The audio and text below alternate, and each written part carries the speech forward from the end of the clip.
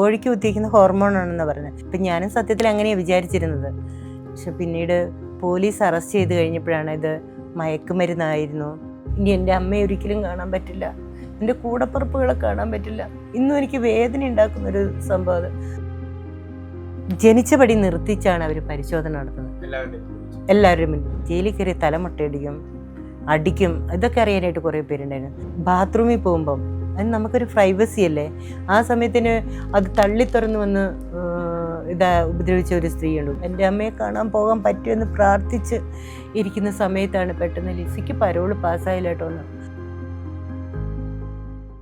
ഒരു കെണിയിൽപ്പെട്ട് ചെയ്യാത്ത കുറ്റത്തിന് 12 വർഷത്തോളം ജയിൽ ശിക്ഷ അനുഭവിച്ച ഒരു സ്ത്രീ എല്ലാം അവസാനിച്ചു കഴിഞ്ഞു എന്നിടത്തു നിന്ന് എഴുത്തുകാരിയായി തിരിച്ചു കയറൽ. ലിസി റോസക്കുട്ടി എന്ന വയനാട്ടുകാരിയുടെ ജീവിതം സിനിമാ കഥയെ വെല്ലുന്നതാണ്. ലിസി റോസക്കുട്ടി നമ്മളോടൊപ്പം ചേരുകയാണ്. നമസ്കാരം. 2010 ജൂലൈ 25-ാം തീയതി അന്നാണ് ലിസിയെ തേടി പോലീസ് എത്തുന്നത്. ശരിക്ക് എന്താണ് ലിസിയുടെ ജീവിതത്തിൽ സംഭവിച്ചത്? ഒരു മയക്കുമരുന്ന് കേസുമായിട്ട് ബന്ധപ്പെട്ടാണ് ജയിലിൽ കയറുന്നത്. മയക്കുമരുന്നിനെ കുറിച്ചൊന്നും അറിയില്ലാത്ത ഒരാളായിരുന്നു ഞാൻ. എൻ്റെ അടുത്ത് ഒരാൾ തന്നതാണ് ഈ സാധനം, ഒരു കോഴിക്കടയെ കൊടുക്കാൻ പറഞ്ഞ്. കോഴിക്ക് കുത്തിവയ്ക്കുന്ന ഹോർമോണാണെന്ന് പറഞ്ഞത്. അപ്പം ഞാനും സത്യത്തിൽ അങ്ങനെയാണ് വിചാരിച്ചിരുന്നത്. പക്ഷെ പിന്നീട് പോലീസ് അറസ്റ്റ് ചെയ്ത് കഴിഞ്ഞപ്പോഴാണ് ഇത് മയക്കുമരുന്നായിരുന്നു എന്നും മയക്കുമരുന്ന് കൈവശം വെക്കുന്നതിനാണ് എന്നെ പോലീസ് അറസ്റ്റ് ചെയ്യുന്നതെന്നുള്ള വിവരം അറിയുന്നത്. ശരിക്കൊരു കെണിയായിരുന്നു. 2000 രൂപ വായ്പ വാങ്ങിയ ഒരു 2000 രൂപ, അത് 2000 രൂപ വായ്പ വാങ്ങിയ എൻ്റെ ചെറിയ അനുജത്തിക്ക് ഒരു പൊള്ളലേറ്റ സമയമാണ്. എൻ്റെ അമ്മ കൂലിപ്പണി എടുക്കുമായിരുന്നു, ഒരു എസ്റ്റേറ്റിൽ കൂലിപ്പണി എടുക്കുന്ന സമയമായിരുന്നു. അപ്പോൾ ഈ അനിയത്തിനെ ചികിത്സിക്കാൻ ഒത്തിരി പണം വേണം. എല്ലാവരും സാമ്പത്തികമായിട്ട് വളരെ ബുദ്ധിമുട്ട്, വളരെ താണ കുടുംബമാണ് ഞങ്ങളുടെ. ഇപ്പോൾ ഈ 35% പൊള്ളലേറ്റ എൻ്റെ അനിയത്തിൻ്റെ ജീവൻ രക്ഷിക്കുക ഇതായിരുന്നു ഞങ്ങൾക്ക് എല്ലാവരുടെയും ഒരു പ്രാർത്ഥന. അങ്ങനെ ഇരിക്കുമ്പോഴാണ് ഞങ്ങൾക്ക് ഇവിടെ ചികിത്സിക്കാനുള്ള സാമ്പത്തിക ബുദ്ധിമുട്ട് കൊണ്ടാണ് ഞാൻ ഒരാളോട് ഒരു 2000 രൂപ എനിക്ക് വായ്പ തരുമോ എന്ന് ചോദിച്ചത്. ആ ചോദ്യത്തെ അയാൾ മുതലെടുക്കുമായിരുന്നു. കാരണം നന്നായിട്ട് അറിയുന്ന ഒരാൾ, അയാൾ ഫ്രൂട്ട്സ് കച്ചവടം ചെയ്യുന്നു, കുറികൾ വയ്ക്കുന്നു. അപ്പോൾ അങ്ങനെയൊക്കെ നല്ല പരിചയമുള്ള ഒരാൾ. അപ്പോൾ അയാൾ പറഞ്ഞു, അതിനെന്താ ലിസി തരാം, പിന്നെ നിനക്ക് നന്നായി തയ്ക്കാൻ അറിയുന്നില്ലേ, കുറേ തുണികൾ എടുക്കാം, മംഗലപുരത്ത് പോയി ആ തുണികൾ എടുത്തുകൊണ്ടൊന്ന് തയ്ച്ച് നീ തുണികൾ എടുത്തുകൊണ്ട് പോരാ, ഞാൻ നിന്നെ സഹായിക്കുക എന്ന് പറഞ്ഞു. ഈ തുണി എടുക്കാൻ പോയി എൻ്റെ അടുത്ത് അയാളൊരു വിഷോപ്പർ തന്നിട്ട് പറഞ്ഞു, ഈ വിഷോപ്പർ നീ ബത്തേരി എത്തിച്ചോ, ഞാൻ പുറകെ ഉണ്ടാവുമെന്ന് പറഞ്ഞു. ഞാനത് ബത്തേരി എത്തിച്ചപ്പോഴേക്കും അയാൾ എത്തി എൻ്റെ അടുത്ത് നിന്ന് വാങ്ങിക്കൊണ്ടുപോയി. അന്നാണ് എനിക്ക് നിസ്സാര പൈസ, ചിലപ്പോൾ 500 രൂപ, ചിലപ്പോൾ 1000 രൂപ, അങ്ങനെയാണ്. ഈ 2000 രൂപ ഫസ്റ്റ് തന്നിരുന്നു കേട്ടോ, അതുകൊണ്ടൊന്ന് അമ്മച്ചീൻ്റെ അടുത്ത് കൊടുത്തു ഞാൻ.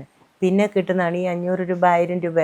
ഇത് അങ്ങനെ 2-3 പ്രാവശ്യം ആയപ്പോഴാണ് എന്നെ പോലീസ് അറസ്റ്റ് ചെയ്യുന്നത്. ഞാൻ കയറിയ ഒരു വണ്ടിയിൽ ഓട്ടോറിക്ഷ ഡ്രൈവർ എന്നെയും കൂടി അറസ്റ്റ് ചെയ്തത്. അപ്പം തന്നെ കോടതി ജാമ്യം തന്നു. അപ്പം ഇയാൾ എന്നോട് പറഞ്ഞത് എന്താണെന്നറിയോ, നിന്നെ പോലീസ് അറസ്റ്റ് ചെയ്തിട്ട് നിനക്ക് പെട്ടെന്ന് ജാമ്യം കിട്ടിയത് എന്താണെന്നറിയുമോ, കാരണം ഇത് കോഴിക്ക് കുത്തിവയ്ക്കുന്ന ഹോർമോണല്ലേ, അതുകൊണ്ട് യാതൊരു പ്രശ്നങ്ങളില്ല, അതാണ് നിന്നെ വേഗം വിട്ടേന്ന്. പോലീസ് അറസ്റ്റ് ചെയ്തു എന്നൊക്കെ കേട്ട് കഴിഞ്ഞപ്പോൾ എനിക്ക് പിന്നീടൊരു പേടിയായിരുന്നു, ഇനി അതിനില്ലയെന്ന്. അപ്പോൾ പറഞ്ഞു, നിന്നെ പോലീസ് സ്റ്റേഷനിൽ നിന്ന് ഇറക്കാൻ കുറച്ച് പൈസ എനിക്ക് ചിലവായിട്ടുണ്ട്, അതുകൊണ്ടൊരു കാര്യം ചെയ്യണം, നീ ഇത് എറണാകുളത്ത് ഒരു കോഴിക്കടയിലും കൂടി കൊണ്ടുപോയി കൊടുക്കണമെന്ന് പറഞ്ഞു. പക്ഷെ അതൊരു ട്രാപ്പായിരുന്നു. മയക്കുമരുന്നാണെന്നൊക്കെ ഞാൻ തിരിച്ചറിഞ്ഞു കഴിഞ്ഞാൽ ഇതിൻ്റെ ഉറവിടങ്ങളൊക്കെ എനിക്കറിയാം, എവിടെ നിന്നാണ് കൊണ്ടുവരുന്നതെന്നൊക്കെ അറിയാം. ഇത് പുറത്ത് പബ്ലിസിറ്റി ആക്കിയെങ്കിലോ എന്നുള്ള പേടിയായിരുന്നു തോന്നുന്നു. അത് ട്രാപ്പാണോ എന്താണെന്നും എനിക്കറിയില്ല. പിന്നെ ആ എറണാകുളത്തേക്കുള്ള പോകുന്ന യാത്രയിലാണ് പിന്നെ എന്നെ അറസ്റ്റ് ചെയ്ത് ഞാൻ ഈ 25 വർഷത്തെ 25+3 28 ശിക്ഷ കിട്ടേണ്ട ഒരു അവസ്ഥയിലേക്ക് പോയത്. ഇത് രാസലഹരി ആയിരുന്നോ കയ്യിൽ തന്നിട്ടുണ്ടായിരുന്നു? രാസലഹരി അല്ലായിരുന്നു, വേദന സംഹാരി മയക്കുമരുന്നായിട്ട് ഉപയോഗിക്കുന്ന കേട്ടിട്ടില്ല, അങ്ങനെ എന്തോ ആയിരുന്നു. എനിക്ക് അതിൻ്റെ പേരൊന്നും കറക്റ്റായിട്ട് അറിയില്ല. നിങ്ങൾ വിചാരിച്ചു അത് കോഴിക്ക് കുത്തിവയ്ക്കുന്ന ഹോർമോൺ ആണെന്ന് തന്നെയാണ് അയാൾ എന്നോട് അന്നും തറപ്പിച്ച് പറഞ്ഞിരുന്നത്. അതുകൊണ്ടാണല്ലോ നമ്മൾ കോഴിക്ക് കുത്തിവയ്ക്കുന്ന ഹോർമോൺ അത്ര വലിയ പ്രശ്നങ്ങളൊന്നുമില്ല, പക്ഷെ ഇത് മയക്കുമരുന്നാണെന്ന് നമുക്ക് അറിയുന്നേ ഇല്ല.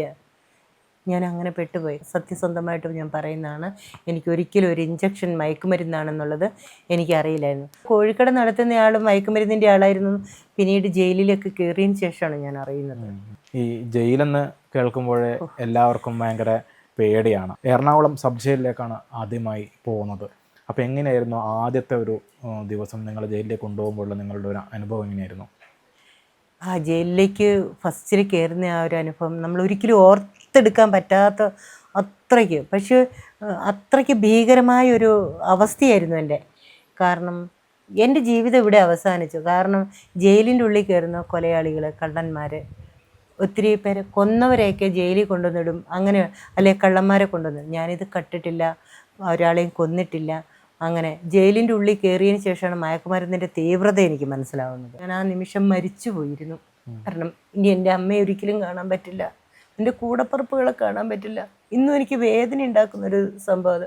നിങ്ങൾ ആദ്യം എങ്ങനെയാണ് കൊണ്ടുപോകുന്നത്? എങ്ങനെയാ ആദ്യം എന്നെ കൊണ്ടുവന്നത്, എന്നെ ഇവർ അറസ്റ്റ് ചെയ്തു. കുറേ പത്രസമ്മേളനമില്ല. ആദ്യമേ അറസ്റ്റ് ചെയ്തെന്ന് പോലീസുകാർ വന്നു, കൊണ്ടുപോയി അവരുടെ ക്യാമ്പിലേക്ക് കൊണ്ടുപോയി ചോദ്യം ചെയ്യൽ. ഇത് എവിടുന്നാ വന്നേ എന്നല്ല ആദ്യമേ ചോദിച്ചു. അപ്പം ഞാൻ ഇന്നോടത്തുനിന്നാണ് എന്നുള്ള കാര്യങ്ങളെല്ലാം സത്യം പറഞ്ഞു. ജയിലെന്ന് കേൾക്കുമ്പോഴേ നമുക്ക് സിനിമയിലൊക്കെ ആണല്ലോ നമ്മൾ ജയിലൊക്കെ കാണുന്നത്.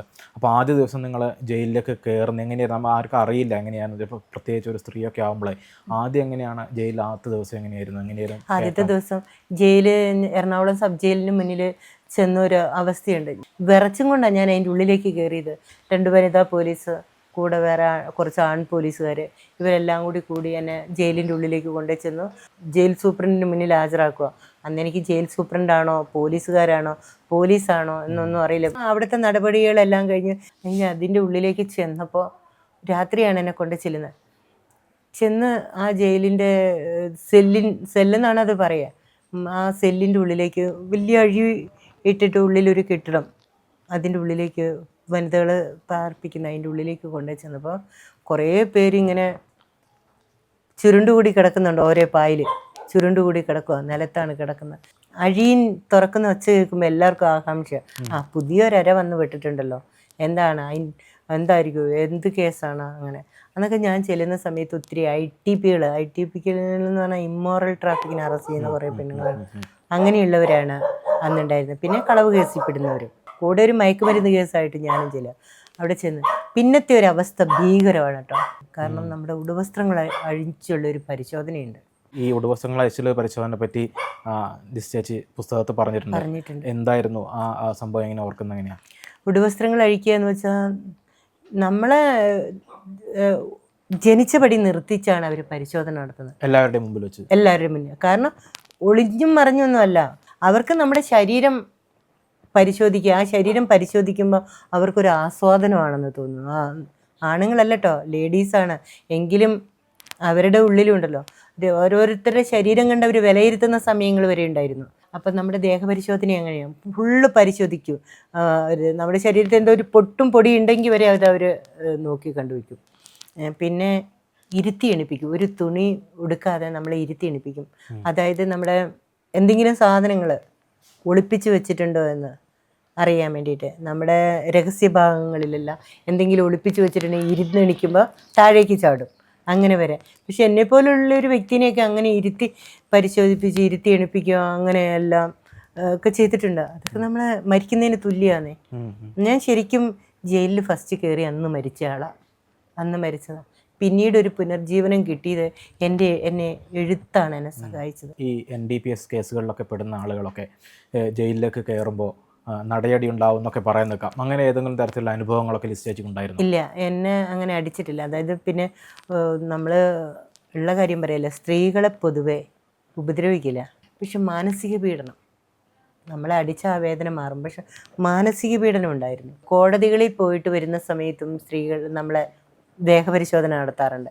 കോടതിയിൽ പോകുന്ന സമയത്ത് നമുക്ക് ആരെങ്കിലും എന്തെങ്കിലും തരുന്നുണ്ടോ, മയക്കുമരുന്ന് എന്തെങ്കിലും തരുന്നുണ്ടോ, അല്ലെ ഉപയോഗിക്കാൻ പറ്റാത്ത സാധനങ്ങൾ എന്തെങ്കിലും കൊണ്ടുവരുന്നുണ്ടോ, അങ്ങനെയൊക്കെ അറിയാൻ വീണ്ടും കോടതി പോയി വരുമ്പോഴും പരിശോധനയുണ്ട്. പിന്നീട് എനിക്ക് തടവുകാരുടെ അടുത്തുനിന്ന് ഉള്ള പീഡനമായിരുന്നു. എറണാകുളം സബ് ജയിലിൽ വെച്ചിട്ട് ഒരു വ്യക്തി, അതൊരു ചേച്ചി, നമ്മൾ ബാത്റൂമിൽ പോകുമ്പം അത് നമുക്കൊരു പ്രൈവസി അല്ലേ.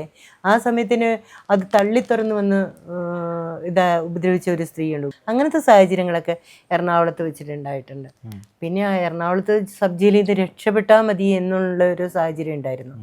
അറിയാതെ ചെയ്ത ഒരു തെറ്റിനാണ് ലിസ് ചേച്ചി 12 വർഷത്തോളം ജയിൽ ശിക്ഷ അനുഭവിച്ചത്. എങ്ങനെയാണ് ഈ ഒറ്റപ്പെടലിനെ എങ്ങനെയാണ് മറികടന്നത്? അങ്ങനെ ഒറ്റപ്പെടലിൽ നിന്ന് രക്ഷപ്പെടാനായിട്ട് ഞാൻ ശ്രമിച്ച പുസ്തകങ്ങൾ വായനയാണ്. വായിക്കുക, പുസ്തകം വായിക്കുക. അതേപോലെ ഈ റിമാൻഡ് സമയങ്ങളിൽ നമുക്ക് ജോലി ചെയ്യേണ്ട ആവശ്യം വരില്ല. എങ്കിലും ഞാൻ എന്ത് ചെയ്യും, എൻ്റെ മാനസിക വിഷമങ്ങളൊക്കെ മാറട്ടെ എന്ന് കരുതി വായിക്കാത്ത സമയങ്ങളിൽ പോയി എന്തെങ്കിലും ജോലി ചെയ്യാൻ കൂടുമായിരുന്നു ശിക്ഷ തടവുകാരോടൊപ്പം. എങ്ങനെയാണ് അമ്മയൊക്കെ അറിയുന്നത്? അമ്മ അറിയുന്നത് പത്രവാർത്തയിലൂടെയാണ് അമ്മ അറിയുന്നത്. പത്രവാർത്തയിലൂടെ എന്ന് പറഞ്ഞാൽ വീടിൻ്റെ അടുത്ത് നമ്മുടെ ഒരു ബന്ധുവുണ്ട്. അവൻ പറഞ്ഞു ഇങ്ങനെ ലിസിനെ അറസ്റ്റ് ചെയ്തിട്ടുണ്ട് മയക്കുമരുന്ന് കേസ്. അതാണ് അന്ന് വീണ. ഇന്ന് എൻ്റെ അമ്മയെ കണ്ടല്ലോ നിങ്ങൾ. അന്നത്തെ ആ സംഭവം കേട്ട ഉടനെ ഒരു വീണ് പോയതാണ് എൻ്റെ അമ്മച്ചി. പിന്നീട് ആ ഇതിൽ നിന്ന് എണിക്കാൻ കാരണം സാധിച്ചിട്ടില്ല എൻ്റെ അമ്മച്ചിക്ക്. പക്ഷേ എൻ്റെ അമ്മച്ചിക്ക് എന്നെ കാണണം എന്ന് പറഞ്ഞ് എൻ്റെ അമ്മച്ചി ഒരിക്കൽ വന്നു വിയൂര്. 15-19 ലിസിയെ കാണാൻ ആളെത്തിയിട്ടുണ്ടെന്ന്. അങ്ങനെ ചെന്ന് നോക്കുമ്പോൾ ഞാൻ പ്രതീക്ഷിക്കാത്ത ആളാണ് എൻ്റെ അമ്മ. ഒരു മറയ്ക്കപ്പുറത്തും ഇപ്പുറത്ത് നിന്ന് ഞാൻ എൻ്റെ അമ്മച്ചിയെ കണ്ടു. അന്ന് കുറേ സങ്കടപ്പെട്ട അമ്മച്ചി തിരിച്ചു പോയതു. പിന്നീട് എനിക്ക് ഉറക്കം കിട്ടിയിട്ടില്ല. അമ്മ ചോദിച്ചായിരുന്നോ നീ ചെയ്തോ, കുറ്റം ചെയ്തോ നിങ്ങളോട്? അമ്മച്ചിക്ക് എന്തിനാ മോനെ ഇത് ആവശ്യമില്ലാത്ത സാധനമൊക്കെ കൊണ്ടുവരാൻ പോയിട്ട്, എന്തിനാ മോനെ അങ്ങനെയൊക്കെ, നിന്നെയൊക്കെ ഞാൻ അങ്ങനെയാണോ വളർത്തി, ഞാൻ ഒത്തിരി കഷ്ടപ്പെട്ടല്ലേ നിങ്ങളെയൊക്കെ വളർത്തി, ആവശ്യമില്ലാത്ത സാധനമൊക്കെ എന്തിനാ കൊണ്ടുവരാൻ പോയെന്ന്. എനിക്ക് അമ്മച്ചിനോട് മറുപടി പറയാനൊന്നുമില്ലായിരുന്നു. എനിക്ക് പ്രതീക്ഷകൾ കിട്ടിയിരുന്നു. കാരണം പിന്നീട് കോടതി വന്നപ്പോൾ എനിക്ക് ജാമ്യം കിട്ടും, അഡ്വക്കേറ്റിനെ ഏർപ്പാടാക്കിയിട്ടുണ്ട്. ആ ഒരു പ്രതീക്ഷ 6 വർഷത്തോളം നീണ്ടു ഒന്ന് പുറത്തിറങ്ങാൻ. 6 വർഷത്തിന് ശേഷമാണ് ആദ്യത്തെ പരോൾ കിട്ടുന്നത്. കോവിഡ് കാലത്ത് ജാമ്യം എനിക്ക് കിട്ടിയിട്ടില്ല. പരോൾ കിട്ടുന്നത് അല്ലേ? 6 വർഷത്തിന് ശേഷം ആദ്യത്തെ പരോള്. 6 കൊല്ലത്തോളം ഈ ചുമരിൻ്റെ ഉള്ളിൽ കിടന്നിട്ട് അതിനുശേഷം ആദ്യത്തെ ദിവസം പുറത്തിറങ്ങുമ്പോഴുള്ള ഒരു അനുഭവം എങ്ങനെയായിരുന്നു? ആദ്യത്തെ ദിവസം പുറത്തിറങ്ങുമ്പോൾ കാരണം ആ മതിൽ പുറന്ന് നമുക്കൊരു സ്വാതന്ത്ര്യം, ആ സ്വാതന്ത്ര്യത്തിലേക്ക് പോകുന്നു. കാരണം വീട്ടിൽ നിന്ന് എൻ്റെ അനുജത്തിയുടെ മോന്, ഇവർ രണ്ടുപേരുമാണ് എന്നെ കൂട്ടിക്കൊണ്ടുപോകാനായിട്ട് വന്നത്. പിന്നെ അന്നേരം ആ പുറത്തേക്ക് ഇറങ്ങുന്ന സമയത്ത് എൻ്റെ കാല് ഈ മണ്ണിൽ പുറത്ത് നമ്മൾ ആ ഗേറ്റ് തുറന്ന് പുറത്തേക്ക് ഇതാവില്ലേ, കാല് മണ്ണിൽ കുത്താൻ എനിക്ക് തോന്നുന്നില്ല. കാരണം ഒരു തരിതരിപ്പ് പോലെയായിരുന്നു. പുറത്തേക്ക് നമ്മൾ ചവിട്ടുവാണ്, പുറത്ത് നമ്മൾ സ്വാതന്ത്ര്യത്തിലേക്ക്. അതുവരെ ഒരു എസ്കോട്ട് ഇല്ലാതെ നമുക്ക് പുറത്തേക്ക് പോകാൻ പറ്റില്ല. നാട്ടിലും വീട്ടിലൊക്കെ എല്ലാവരും അറിഞ്ഞിട്ടുണ്ടായിരുന്നല്ലോ നിങ്ങൾ മയക്കുമരുന്ന് കേസിലാണ് പെട്ടിരിക്കുന്നത് എന്നൊക്കെ. അപ്പം ആദ്യമായിട്ട് നാട്ടിലെത്തുമ്പോൾ അവരുടെയൊക്കെ ഒരു പ്രതികരണം എങ്ങനെയായിരുന്നു? അതിനു മുമ്പ് ഞാൻ പത്രത്തിലൂടെയും ഒക്കെ ഇത്തിരി അറിഞ്ഞിരുന്നു. എല്ലാ മാധ്യമങ്ങളിലും ഉണ്ടായിരുന്നു. ഞാൻ ജയിലിലെ എഴുത്തുകാരി എന്നുള്ള ഇതിൽ ഒത്തിരി വാർത്തകൾ വന്നിരുന്നു. എൻ്റെ ഇതിൽ ഒത്തിരി വാർത്തകൾ വന്നിട്ടുണ്ടായിരുന്നു. അപ്പോൾ പിന്നെ എല്ലാവർക്കും അറിയാം. പിന്നെ ഞാൻ അങ്ങനെ ചെയ്യാൻ സാധ്യതയില്ലാത്ത ആളാണെന്നുള്ളത് നാട്ടുകാർക്കറിയായിരുന്നു. പക്ഷെ അവർക്കൊന്നും പ്രത്യേകിച്ചൊന്നും തോന്നിയില്ല. പക്ഷേ ഇവരുടെ എല്ലാം വിചാരം എൻ്റെ തല മുട്ടയടിച്ചിട്ടുണ്ടോ, ജയിലിൽ കയറി തല മുട്ടയടിക്കും, അടിക്കും, ഇതൊക്കെ അറിയാനായിട്ട് കുറേ പേരുണ്ടായിരുന്നു. ലിസിൻ്റെ തല മുട്ടയടിച്ചിട്ടായിരിക്കും, ലിസി തല മുട്ടയടിച്ചിട്ട് പിന്നെ വളർന്ന മുടിയാണോ, അതേ ലിസിയെ കുറേ അടിച്ചിട്ടുണ്ടോ, ഭക്ഷണം ഉണ്ടോ, അങ്ങനെയൊക്കെ ചോദിക്കാൻ ഒത്തിരി പേര് വന്നിരുന്നു എന്നെ കാണാൻ. 2 വർഷത്തിന് ശേഷമാണല്ലോ വിധി വരുന്നത് അല്ലേ? അതെ, 2 വർഷത്തിന് ശേഷം. എന്തായാലും ലിസിക്ക് ജാമ്യം കിട്ടും, അല്ലെങ്കിൽ പുറത്തിറങ്ങാൻ പറ്റും, ശിക്ഷ ഉണ്ടാവില്ല എന്നൊക്കെയായിരുന്നു ചിന്തിച്ചിട്ടുണ്ടായിരുന്നത് അല്ലേ? വക്കീലന്മാരൊക്കെ അങ്ങനെ നിങ്ങളെ പറഞ്ഞ് വിശ്വസിക്കുകയും ചെയ്തു. പക്ഷേ ഈ 2 വർഷത്തിന് ശേഷം വിധി വരുമ്പോൾ വീട്ടിനടക്കം കൂട്ടിക്കൊണ്ടുപോകാൻ ആളെത്തിയിട്ടുണ്ടായിരുന്നു. വിധി വന്നപ്പോഴുള്ള നിങ്ങളുടെ ഒരു മാനസികാവസ്ഥ എങ്ങനെയായിരുന്നു? അന്നത്തെ മാനസികാവസ്ഥ സത്യത്തിൽ ഞാൻ ഓർക്കുന്നില്ല. ഇല്ല, ഞാൻ കൂളായിട്ട് നിന്നു. കാരണം കൂളായിട്ട് നിന്നെന്ന് പറഞ്ഞാൽ നമ്മളിനി പ്രതീക്ഷിച്ചിട്ട് കാര്യമില്ല 10 വർഷം. പക്ഷേ അന്നത്തെ അവസ്ഥ എന്ന് പറഞ്ഞാൽ എന്നോട് വക്കീൽ നേരത്തെ പറഞ്ഞു, ചിലപ്പോൾ ശിക്ഷിച്ചാൽ ലിസിയെ ഞാനൊരു 12 ദിവസവും കൊണ്ട് പുറത്തിറക്കും, അതുകൊണ്ട് ശിക്ഷിച്ചാൽ ലിസി വിഷമിക്കേണ്ട, കരയേണ്ട എന്ന് വക്കീൽ പറഞ്ഞു. അപ്പം ഞാൻ കൂളായിട്ട് നിന്നു. ആ ശിക്ഷിച്ചോട്ടെ, 12 ദിവസം കൊണ്ട് ഇറങ്ങാൻ പറ്റുമല്ലോ.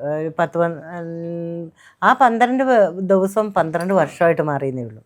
എറണാകുളത്തെ ഒരു പ്രഗത്ഭനായ വക്കീൽ 1.25 ലക്ഷം രൂപ എൻ്റെ അമ്മ ഈ എസ്റ്റേറ്റിൽ പണിയെടുത്തതും ചിട്ടി പിടിച്ചതും ബാങ്കിൽ നിന്ന് ലോൺ എടുത്തും നാട്ടുകാരോട് കടവും വാങ്ങി അയാൾക്ക് 1.25 ലക്ഷം രൂപ കൊടുത്തു. ഈ 1.25 ലക്ഷം രൂപ എങ്ങനെയെങ്കിലും പോരട്ടെ എന്ന് വെച്ചിട്ടാണ് ഇറങ്ങി പോരട്ടെ, ഇത്രയും വർഷമായില്ലേ എന്ന്. എൻ്റെ ചേച്ചി അനിയത്തിമാർ 2000 3000 അങ്ങനെയെല്ലാം കൂട്ടി വെച്ചും എല്ലാം ഈ അഡ്വക്കേറ്റിന് കൊടുത്തിട്ട് അഡ്വക്കേറ്റ് പറഞ്ഞു, ശിക്ഷിച്ചാൽ സാരമില്ല, വിഷമിക്കേണ്ട, ഒരു 10-12 ദിവസം കൊണ്ട് ഞാൻ പുറത്തിറക്കും, ഹൈക്കോടതി ലിസിക്ക് എന്തായാലും ജാമ്യം തരും. നമ്മളെന്തിനു വിഷമിക്കണം? ശിക്ഷയെങ്കിൽ ശിക്ഷ എന്തോ ആട്ടെ, 10-12 ദിവസം കൂടി കഴിഞ്ഞാൽ വീട്ടിലേക്ക് പോരാം. ഞാൻ 12 വർഷത്തോളം കിടക്കേണ്ട വന്നു. 12ാമത്തെ ദിവസം ഞാൻ എല്ലാം റെഡിയാക്കി വെച്ചേക്കുക, വീട്ടിലേക്ക് പോകാലോ വക്കീലേ. ഇനി 12 എന്നുള്ളത് ഇനി 15 ആയാലും വേണ്ടില്ല. എല്ലാവരോടും പറഞ്ഞു ഞാൻ കുറച്ച് ദിവസമേ ഉണ്ടാവുകയുള്ളൂ, അതിന് ഞാൻ പോകുന്നു. അങ്ങനെ വീട്ടിൽ പോകുന്നു. കൂടെ ഉള്ള തടവുകാരോടൊക്കെ പറഞ്ഞു. വക്കീൽമാരൊക്കെ നിങ്ങളെ പറ്റിക്കുമായിരുന്നു? എല്ലാ വക്കീലന്മാരും പറ്റിച്ചു എന്നെ. ജീവിതത്തിൽ വക്കീലന്മാരും ഞാൻ പരിചയപ്പെട്ട ഒത്തിരി പേരും എന്നെ പറ്റിക്കുക ചെയ്ത്. ഇപ്പം ഞാൻ ഒരു അഡ്വക്കേറ്റിന് കാശ് കൊടുത്തു. ആ അഡ്വക്കേറ്റ് കുറച്ച് നാളെൻ്റെ കേസ് എൻ്റെ കയ്യിൽ നിന്നും എൻ്റെ വീട്ടുകാരുടെ കയ്യിൽ നിന്നും കിട്ടാവുന്ന നല്ല ഊറ്റി വാങ്ങി 10,000-15,000 20,000 ഒക്കെ ഊറ്റി വാങ്ങിയതിന് ശേഷം പറയും, അയ്യോ ഞാൻ വേറൊരു വക്കീലിനെ ഏൽപ്പിച്ചിട്ടുണ്ട്, അവരാകുമ്പോൾ ലിസിക്ക് കറക്റ്റായിട്ട് ജാമ്യം എടുത്തു തരും, ഞാൻ അവരോട് പറഞ്ഞിട്ടുണ്ട്, ആ വക്കീലിനെ ഒന്ന് പോയി കാണണേ, പോകുമ്പോൾ ഒരു 3000 രൂപ കൊടുത്തോ പേപ്പർ വർക്കുകൾക്ക്. അത് വെച്ചിട്ട് എൻ്റെ ചേച്ചിയോ അനിയത്തിമാരോ ഒക്കെ പോയി കാണും. അനിയത്തിമാരുടെ ഭർത്താക്കന്മാരൊക്കെ പോയി ആ അഡ്വക്കേറ്റിനെ കാണും. അങ്ങനെ 2-3 വർഷം എന്നെ പറ്റിച്ച അഡ്വക്കേറ്റ്സ് ഉണ്ട്. ആദ്യമേ എന്നെ 12 ദിവസം കൊണ്ട് ഇറക്കി തരാം എന്ന് പറഞ്ഞ് ഈ 1.25 ലക്ഷം രൂപ വാങ്ങിയ അഡ്വക്കേറ്റ് 3 മാസത്തിനുള്ളിൽ എൻ്റെ കേസിൻ്റെ ശിക്ഷ ശരി വെപ്പിച്ച് തരുവോ ചെയ്ത് പൈസ വാങ്ങിയിട്ട്. 28 കൊല്ലത്തോളമാണ് 2 കേസുകളിലായിട്ട് ശിക്ഷ കിട്ടിയത്. അത് പിന്നെ എങ്ങനെയാണ് 12 കൊല്ലത്തേക്ക് ആയത്? 12 കൊല്ലത്തേക്ക് ആയതല്ല, ഒരു കേസിൽ 10 വർഷം 1 ലക്ഷം രൂപയും. ആ 1 ലക്ഷം രൂപ 10 വർഷം ആ 1 ലക്ഷം രൂപ അടയ്ക്കാൻ പറ്റിയില്ലേ 1 വർഷം കൊണ്ട്, അങ്ങനെ 11 വർഷം. പിന്നെ മറ്റേ കേസിൽ 15 വർഷവും 2 ലക്ഷം രൂപയും. ആ 2 ലക്ഷം അടയ്ക്കാൻ പറ്റിയില്ലേ 2 ലക്ഷം 2 വർഷം, അങ്ങനെ 28 വർഷം. അതിൽ ആദ്യത്തെ കേസ് തീർന്നു കഴിഞ്ഞതിന് ശേഷമാണ് രണ്ടാമത്തെ കേസ്. ആദ്യത്തെ ശിക്ഷ തീർന്നു കഴിഞ്ഞതിന് ശേഷമേ രണ്ടാമത്തെ ശിക്ഷ സ്റ്റാർട്ട് ചെയ്യുള്ളൂ. അതായത് ഓൾറെഡി 11 വർഷം കഴിഞ്ഞാലേ 15 വർഷത്തെ അടുത്ത ശിക്ഷ സ്റ്റാർട്ട് ചെയ്യുള്ളൂ. അങ്ങനെ സ്റ്റാർട്ട് ചെയ്തപ്പോൾ കോടതി ഒരു കേസിലെ ശിക്ഷ ഞാൻ പൂർണ്ണമായിട്ട് ശിക്ഷ അനുഭവിച്ചു. പക്ഷേ ശരിക്കും പറഞ്ഞാൽ രണ്ടാമത്തെ കേസിൽ എന്നെ കോടതി നിരപരാധിയായി, ഞാൻ കുറ്റക്കാരിയല്ല എന്ന് കണ്ട് എന്നെ വെറുതെ വിടുകയാണ് ചെയ്തത്. 12 വർഷത്തെ ഒരു ജയിൽ ജീവിതത്തിനിടയിൽ ഒരുപാട് ജീവിതങ്ങൾ, നമ്മൾ പുറത്ത് കാണാത്ത ഒരുപാട് ജീവിതങ്ങളാണ് ജയിലിൻ്റെ ഉള്ളിലുള്ളത്. അതെ. ലിസിക്ക് ഒരിക്കലും മറക്കാനാവാത്ത അനുഭവം എന്താണ്? എൻ്റെ അമ്മയെ കാണാൻ പോകാൻ പറ്റുമെന്ന് പ്രാർത്ഥിച്ച് ഇരിക്കുന്ന സമയത്താണ് പെട്ടെന്ന് ലിസിക്ക് പരോള് പാസ്സായില്ല കേട്ടോ എന്ന് ബോർഡ് കൂടിയ സമയത്ത് പറയുകയാണ്. ബോർഡ് കൂടിയപ്പോൾ അപ്പോൾ ഒരു വാക്ക് ലിസിയെ കൊണ്ടുപോകാൻ ആൾ വരും എന്ന് എഴുതിയിരുന്നെങ്കിൽ അന്ന് എനിക്ക് പരോള് പോയിരുന്നു. എൻ്റെ അമ്മയ്ക്ക് സീരിയസ് ആയ സമയത്ത് എൻ്റെ അമ്മയെ കാണാനും പരിചരിക്കാനും പറ്റുമായിരുന്നു. നേരത്തെ നിങ്ങൾ പറഞ്ഞു ഷാജഹാൻ്റെ വ്യക്തിയാണ് നിങ്ങൾ കൊടുക്കുകയെന്ന് പറഞ്ഞു. എങ്ങനെയാണ് ഈ ഷാജഹാനുമായിട്ട് ബന്ധപ്പെടുന്നത്? എങ്ങനെയാണ്? ഷാജഹാന് കുറി, കസേരകൾ കുറി, അതേപോലെ ഫ്രൂട്ട്സിൻ്റെ വണ്ടിയിൽ ഫ്രൂട്ട്സ് കൊണ്ടുവന്ന് അങ്ങനെ നല്ല പരിചയമാണ്. പിന്നെ ഈ ചീരാലായിരുന്നു അയാൾ താമസിച്ചിരുന്ന അടുത്ത പ്രദേശം. അങ്ങനെ പരിചയപ്പെട്ട കസേരക്കുറി അയാളുടെ കൂടെ കൂടിയിട്ടുണ്ടായിരുന്നു ഞാൻ. അപ്പം ഞാൻ അയാളോട് ചോദിച്ചേക്കാം എനിക്കൊരു 2000 രൂപ തരുമോ, അങ്ങനെ ചോദിച്ചു പോയതാണ്. അങ്ങനെയാണ് അയാളുമായിട്ട് പരിചയപ്പെട്ടത്. പരിചയപ്പെട്ടല്ല അങ്ങനെ ചോദിക്കാൻ കാരണം എപ്പോഴും കാണുന്നൊരു വ്യക്തി. ഒരുപാട് വിശ്വസിച്ച ഒരാൾ തന്നെ നിങ്ങളെ ചതിച്ചു അല്ലേ? ഒത്തിരി വിശ്വസിച്ചിരുന്നു. എല്ലാ തരത്തിലും എന്നെ വിശ്വസിക്കുന്നവരാ ചതിക്കുന്നത്. എന്തുകൊണ്ടാണെന്നറിയില്ല. എല്ലാവരും ഞാൻ അമിതമായി വിശ്വസിക്കുന്നവരെന്നെ ചതിക്കുകയും ചെയ്യും. അങ്ങനെയാണ് സംഭവിച്ചത്. ലിസിയുടെ പുസ്തകം മാതൃഭൂമി പ്രസിദ്ധീകരിച്ച പെണ്ണുങ്ങളുടെ ജയിൽ എന്ന പുസ്തകം ഒരുപാട് സ്ത്രീ ജീവിതങ്ങളുടെ കഥയാണ് പറയുന്നത്. എങ്ങനെയാണ് ഈ പുസ്തകം എഴുത്തിലേക്ക് തിരിയാനുണ്ടായ ഒരു കാരണം?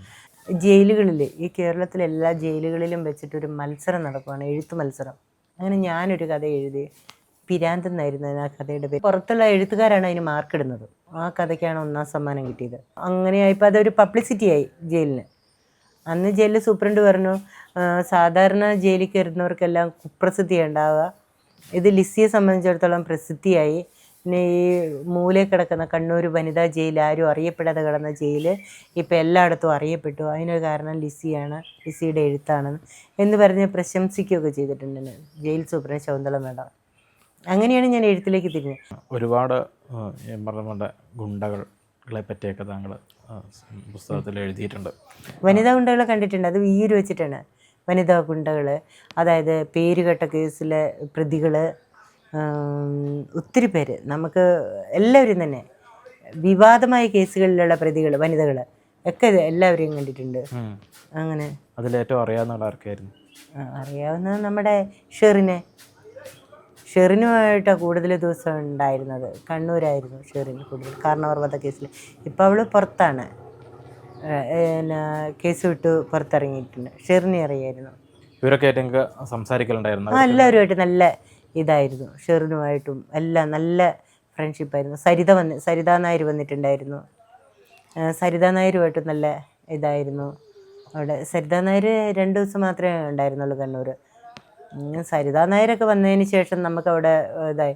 അല്ലെ പെണ്ണുങ്ങളെല്ലാം കൺമഷി എഴുതിയും പൊട്ടുകുത്തിയും പൗഡർ ഇട്ടും ഒക്കെ നടന്നിരുന്നായിരുന്നു അവിടെ. ഈ സരിതാ നായർ വന്ന് പിരികൊക്കെ ത്രെഡ് ചെയ്ത് ജയിലിൻ്റെ ഉള്ളിൽ എന്തിനാ അങ്ങനെ അത് സാധിക്കുന്നുവെന്ന് കോടതി ചോദിച്ചു. അതൊക്കെ നിർത്തലാക്കിയതായിരുന്നു. അല്ല, ഞാൻ ചോദിക്കുന്നുണ്ട്, ഈ ജയിലിനുള്ളിലായാലും ഈ സ്ത്രീകളൊക്കെ ഇങ്ങനെ ഒരുങ്ങിയൊക്കെ അണിഞ്ഞൊക്കെ പോവോ? ഒരുങ്ങി. എൻ്റെ ഒരു പുസ്തകത്തിനകത്തുണ്ടല്ലോ ഒരു കഥാപാത്രം, നമ്മുടെ വിലാസിനി എന്നൊരു കഥാപാത്രം. ആ വിലാസിനി എന്ന കഥാപാത്രം ആണുങ്ങളുടെ തൻ്റെയുടെ ആണുങ്ങളുടെ ആരോഗ്യമായിരുന്നു പുള്ളിക്കാരത്തേക്ക്. നടപ്പ് കൽക്കോറിയിൽ പണിയെടുക്കുന്ന തിരുന്നായിരുന്നു. അത് തന്നെ വഞ്ചിച്ച ചെറുപ്പക്കാരനുമായിട്ട് പ്രണയത്തിലായി.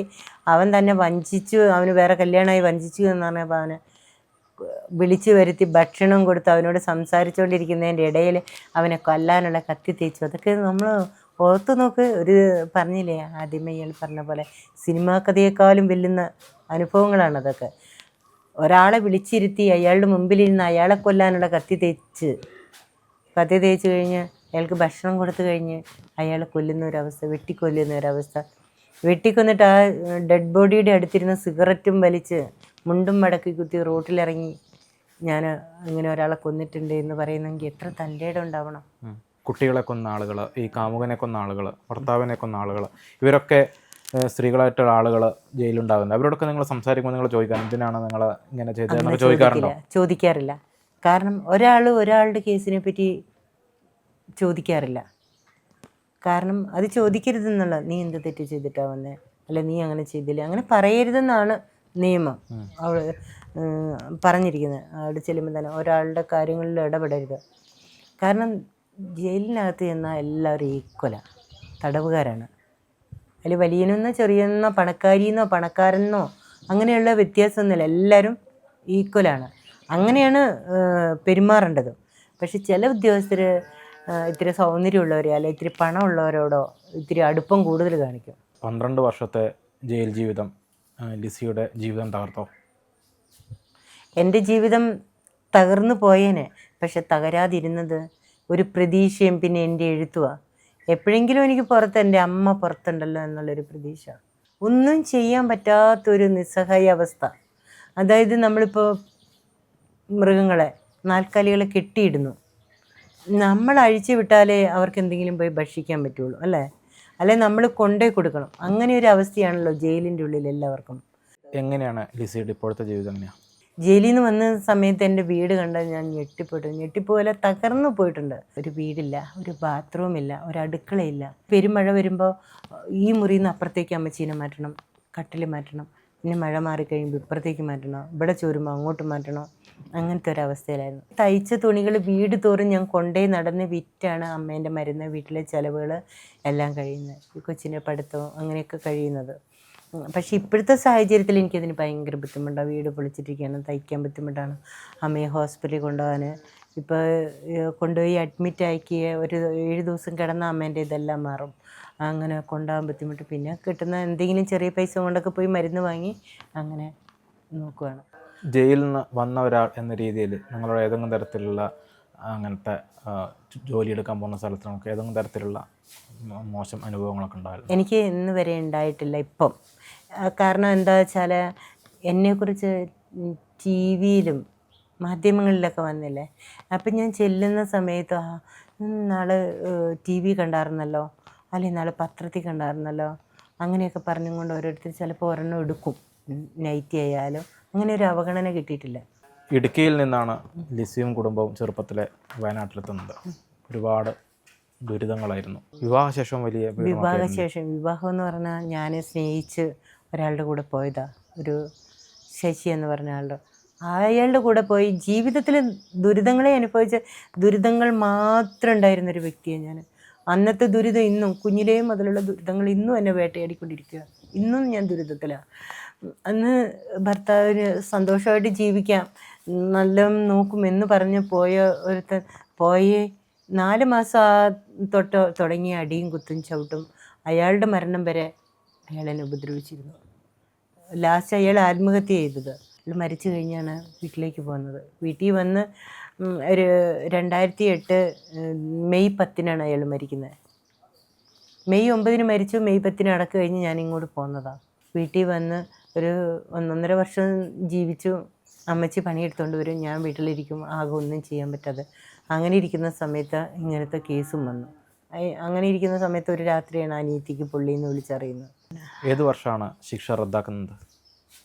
2022 സെപ്റ്റംബർ 23. ഒറ്റ ഏത് മരിച്ചു കിടക്കുകയാണെങ്കിലും ഞാൻ പറയാം. 2022 സെപ്റ്റംബർ 23 ഒരു 1:15 എന്നെ കോടതി വെറുതെ വിട്ടു എന്നുള്ള അഡ്വക്കേറ്റ് വിളിച്ച് പറയുന്നത്, മഞ്ജു അന്നി സാറ്. ഒത്തിരി അഡ്വക്കേറ്റ്സ് എന്നെ ചതിച്ചെങ്കിലും ലാസ്റ്റ് ഞാനൊരു അഡ്വക്കേറ്റിനോട്, ഒരു വനിതാ അഡ്വക്കേറ്റിനോട് പറഞ്ഞിട്ടില്ല, ഹൈക്കോടതിൻ്റെ മേലെ നിന്ന് ഞാൻ എടുത്തു ചാടി മരിക്കും മാഡം, എൻ്റെ ജഡ്ജ്മെൻറ്റും NOC ഒക്കെ തരാം, വേറെ ഒരു അഡ്വക്കേറ്റിന് കൊടുക്കണ്ടേ, മഞ്ജു ആൻ്റണി സാറിന് കൊടുക്കാൻ വേണ്ടി. ഇവർ തരാൻ താല്പര്യപ്പെടുന്നില്ല.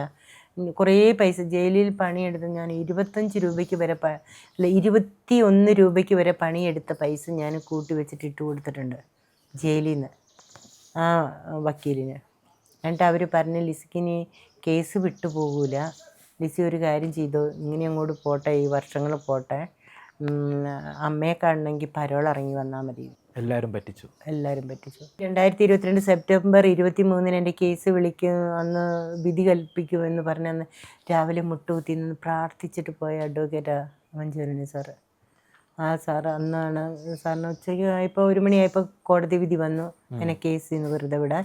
അത് മാത്രമല്ല എനിക്ക് എന്തെങ്കിലും ജോലി കൊടുക്കണം എന്ന് കോടതി പറഞ്ഞു. അന്ന് ജയിലിൽ കോഡ് വരുന്നു, മഞ്ജു ആൻ്റണി സാറിൻ്റെ കോഡ്. മഞ്ജു ആൻ്റണി സാറല്ല വന്നത്, സാറ് വിളിച്ചു പറഞ്ഞു. സാറ് ഞാൻ തയ്ച്ചുകൊണ്ടിരിക്കുകയും ജയിലിൽ എനിക്ക് തയ്യലാ ജോലി. അങ്ങനെ ഇരിക്കുമ്പോഴേ ഒരു ഫോൺ വന്നു, എടി മഞ്ജു സാറ് വിളിക്കുന്നുണ്ട്, മഞ്ജു ആൻ്റണി വിളിക്കുന്നുണ്ടെന്ന് സൂപ്രണ്ട് പറഞ്ഞു.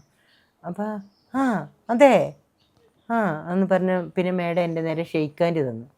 അപ്പം എനിക്കത് തോന്നി, ആ ജീവിതത്തിൽ ഏറ്റവും സന്തോഷിച്ചു, ഇന്ന് വരെ കിട്ടാത്ത ഒരു അനുഭൂതി കിട്ടിയ ദിവസമാണെന്ന്. ഞാൻ കാറ്റാണോ എന്താ ഒരു മഞ്ഞാണോ എന്താണെന്നറിയില്ല, എനിക്കൊരു കനവില്ലായിരുന്നു. എൻ്റെ കേസ് വിട്ടു, ലിസി നിൻ്റെ കേസ് വിട്ടു, നീ വീട്ടിലേക്ക് വിളിച്ച് പറഞ്ഞു, അമ്മേനെ ആദ്യം വിളിച്ച് പറ, പിന്നെ വക്കീലിനെ ഒന്ന് വിളിക്ക് എന്ന് സൂപ്രണ്ട് എന്നോട് പറഞ്ഞു. നമുക്ക് ജയിലിൽ ഫോൺ വിളിക്കാനുള്ള സൗകര്യമുണ്ട്, ഒരു കാർഡ് തരും, അതിന് ഒരു 3 നമ്പർ ആഡ് ചെയ്തിട്ടുണ്ടാവും. ഞാൻ ആദ്യം വീട്ടിലേക്ക് വിളിച്ച് പറഞ്ഞു, അമ്മ എൻ്റെ കേസ് വിട്ടിട്ടോ എന്ന്. അപ്പോൾ ഈ കൊച്ചിൻ്റെ അച്ഛനാണ് ഫോൺ എടുത്തത്, മോളുടെ വീട്ടിലമ്മ അനിയത്തിൻ്റെ മൂത്ത മോനുണ്ടായിരുന്നു, അവന്. എല്ലാവർക്കും ഭയങ്കര സന്തോഷമായി. ഞാനിങ്ങനെ പറക്കുവാണ് എല്ലായിടത്തുകൂടി. ഞാൻ നടക്കുമ്പോൾ ഒന്നും അറിയില്ല, വെച്ച് പോകുന്ന പോലെ, ഈ കള്ളു കുടിച്ച് നടക്കുന്ന പോലെ ഉള്ള ഒരിത്. അങ്ങനെ എല്ലാ ഉദ്യോഗസ്ഥരും അവിടെയുള്ള എല്ലാവരോടും ചെന്ന് പറഞ്ഞു, എല്ലാ തടവുകാരുടെ അടുത്ത് ഞാൻ എൻ്റെ കേസ് വിട്ടോ. അങ്ങനെ പോയി എല്ലാവരും പോയി കെട്ടിപ്പിടിച്ചു. പിന്നെ എനിക്ക് കരയിച്ചലോ ഒന്നും അല്ല, എന്താണെന്നറിയില്ല, അങ്ങനത്തെ ഒരിത്. 25 ഞാൻ വീട്ടിലെത്തുന്നത്. ലാസ്റ്റ് എവിടെയായിരുന്നു? ലാസ്റ്റ് പിന്നെ വിയ്യൂർ വനിതാ ഓപ്പൺ ജയിലിൽ. സിനിമയിലൊക്കെ കാണുന്ന പോലെയാണോ ജയിലിലെ ലൈഫ്? സെൻട്രൽ ജയിലുകളിൽ എന്ന് പറഞ്ഞാൽ തടവുകാർക്ക് ജോലി ചെയ്യണം, ജോലിയുണ്ട്. ആണുങ്ങളുടെ ജയിലിൽ സംഭവങ്ങൾ അറിയില്ല, ആണുങ്ങളുടെ ജയിലിൽ തല്ലും പിടിയൊക്കെ ഉണ്ടെന്ന് പറഞ്ഞേക്കാം, സിനിമയിൽ കാണുന്ന പോലെ തന്നെ. പക്ഷെ പെണ്ണുങ്ങളുടെ ജയിലിൽ ശാന്തമായിട്ട് പോകുന്നു ചിലരുണ്ട്. നമ്മൾ ആദ്യമേ പറഞ്ഞ പോലെ ചില ഗുണ്ടകൾ വരും, ഒച്ചയും വിളിയും അടിയും തൊഴിയും മറ്റുള്ളവരെ തെറി എല്ലാം. ജീവിതത്തിൽ കേൾക്കാത്ത തെറിയൊക്കെ കേട്ടിട്ടുണ്ട്. ഇവിടെ പൂജപ്പുര പോയപ്പോൾ വലിയ മയക്കുമരുന്ന് കേസിലാണ് തെറ്റായാണെങ്കിലും നിങ്ങൾ ഇടപെട്ട് പോയത്. ഇതിന് ശേഷം ഇത്തരത്തും ഇപ്പോൾ സമൂഹത്തിൽ വലിയ രീതിയിൽ മയക്കുമരുന്നും സംഭവങ്ങളൊക്കെ ഉണ്ട്. ഇത്തരക്കാരോടൊക്കെ നിങ്ങൾക്ക് എന്താ പറയാനില്ല? ഇത്തരക്കാരോട് പിന്നെ ഒരു പ്രോഗ്രാമിന് വിളിക്കാറുണ്ട്. അതായത് എൻ്റെ അനുഭവം പങ്കുവയ്ക്കാൻ വേണ്ടിയിട്ട്. അതായത് സ്കൂളിൽ അടുത്തൊരു സ്കൂളിൽ ഞാൻ പോയിരുന്നു. എൻ്റെ അനുഭവങ്ങൾ നമ്മൾ മയക്കുമരുന്ന് ഉപയോഗിച്ചാലുള്ള ദൂഷ്യങ്ങൾ, അതേപോലെ മയക്കുമരുന്ന് കൈവശം വെച്ചാലുള്ള ദൂഷ്യങ്ങൾ, ഞാൻ അനുഭവിച്ച കഷ്ടപ്പാടുകൾ എല്ലാം ഞാൻ മക്കൾക്ക് പറഞ്ഞു കൊടുക്കും. മയക്കുമരുന്ന് കരിയറായിട്ട് പോയാലും അറിഞ്ഞു പോയാലും അറിയാതെ പോയാലും അതിനകത്ത് പെട്ടുപോയി കഴിഞ്ഞാൽ ഏറ്റവും വലിയ കുഴിയിലേക്കാണ് ചെന്ന് ചാടുക. പിന്നെ ജീവിതത്തിലൊരു കരകയറ്റം ഇല്ല. ഇന്നിപ്പം ഞാൻ രക്ഷപ്പെട്ടു പോകുന്ന പോലെ ആയിരിക്കില്ല ഇനി ഉള്ള ഇത്. ജയിലനുഭവങ്ങളൊക്കെ പറയലുണ്ടോ? ജയിലനുഭവങ്ങളെല്ലാം പറഞ്ഞു. ഞാൻ എൻ്റെ പൊന്നു മക്കളെ, ഈ ആൻറ്റി അനുഭവിച്ചത് മഹാനരകത്തിൽ നിന്ന് കരകയറി വന്നതാണ്. ഒത്തിരി പിശാചുകൾ ഒരു ലോകത്ത് നിന്ന് പെട്ടുപോകും എന്നാണ് ഞാൻ എൻ്റെ മക്കളോട് പറഞ്ഞു കൊടുത്തിട്ടുള്ള സ്കൂളിലൊക്കെ പോയിട്ട്. ലിസിക്ക് നല്ലൊരു ജീവിതം ഇനിയും മുന്നോട്ടുണ്ടാവട്ടെ, ഇത്രയും കാലത്തെ ദുരിതത്തിൽ നിന്ന് കരകയറാനാവട്ടെ എന്ന് ഞങ്ങളും ആശംസിക്കുകയാണ്. Thank you.